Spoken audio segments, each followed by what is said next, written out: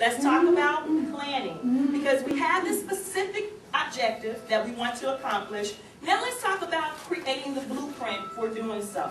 Now before we set an actual blueprint for one of the goals that you've created for yourself, let's at least talk a little bit more about planning and why the planning process is important. When I started working as an administrative assistant, I started working as an administrative assistant directly after undergrad. I had gone to the University of Illinois in Urbana-Champaign, majored in English and speech communication, came home because one of my advisors got sick of looking at me and said, "You need a job, you're going back to Chicago, I have the perfect opportunity for you." So that's how I ended up working as an administrative assistant.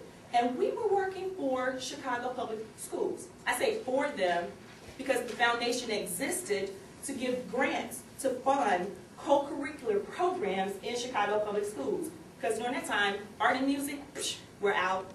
Basketball, football, low funding. So my organization existed to help out.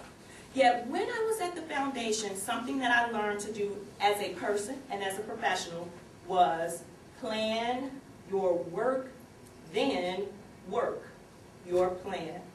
I love that quote. I still operate from that quote. Plan your work, then work your plan. That quote reminded me that the planning process to anything that we do is very critical. And you can think about it. You can say in your heart that you believe you can have it.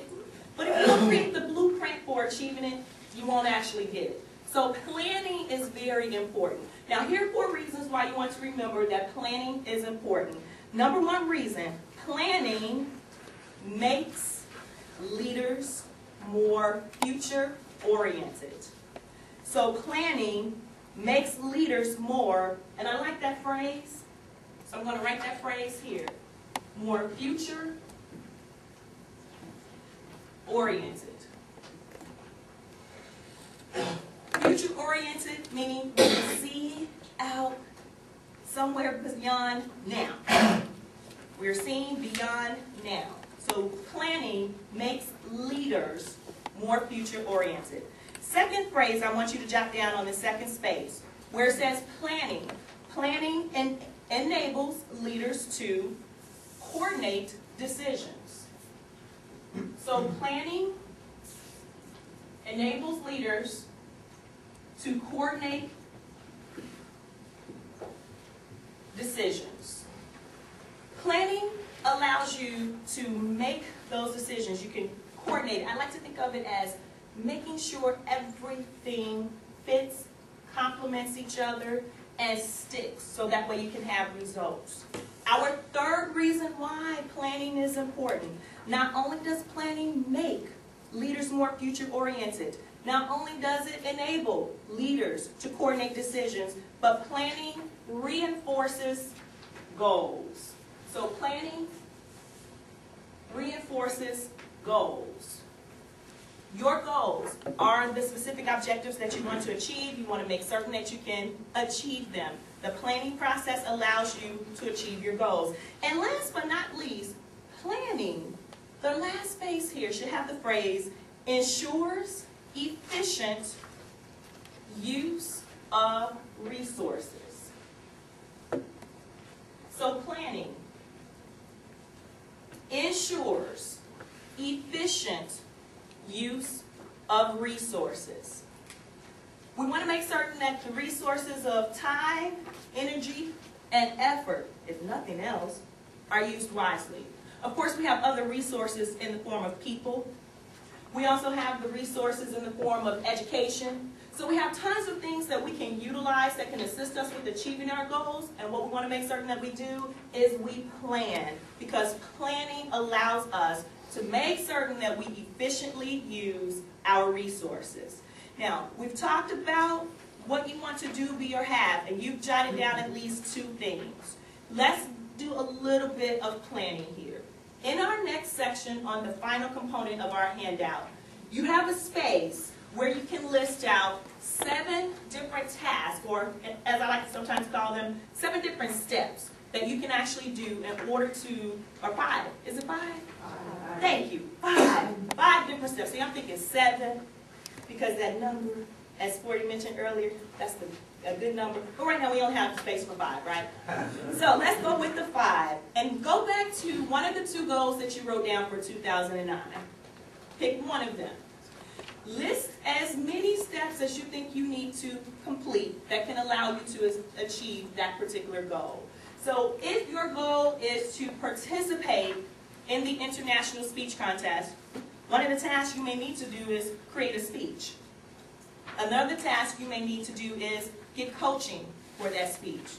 The third task that you may want to do is make certain that you notify your Vice President of Education that you want to participate in the speech contest so you can get signed up.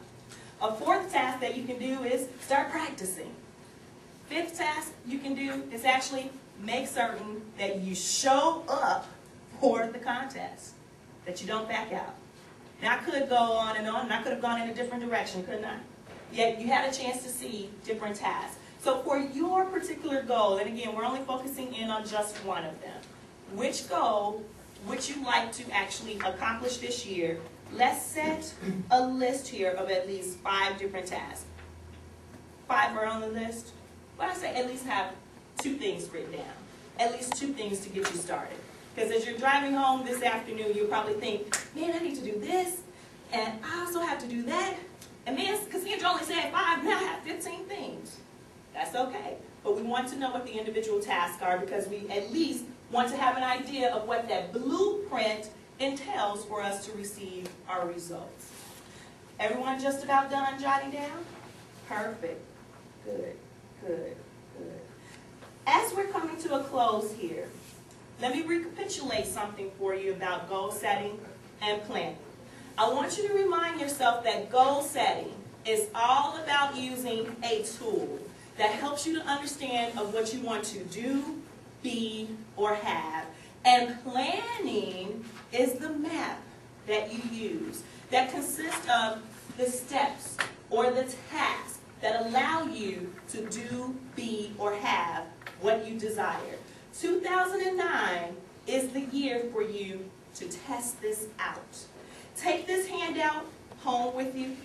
That one goal that you wrote the task for, I want you to write that goal on a Post-it note. And as a matter of fact, as you leave out of here today, I will hand to each one of you a Post-it note. I want you to write that goal on the Post-it note, post that Post-it note on your refrigerator, your bathroom mirror, or your bedroom wall. And I want it to stay there until the end of 2009 or until you achieve that goal. I want you to see that when you have that goal posted, when you constantly remind yourself of what you want to do, be, or have, and when you follow the tasks that you've written on the list, that you really will have results. And there will not be a wall that can hinder you to your greatness. Mr. Toastmaster.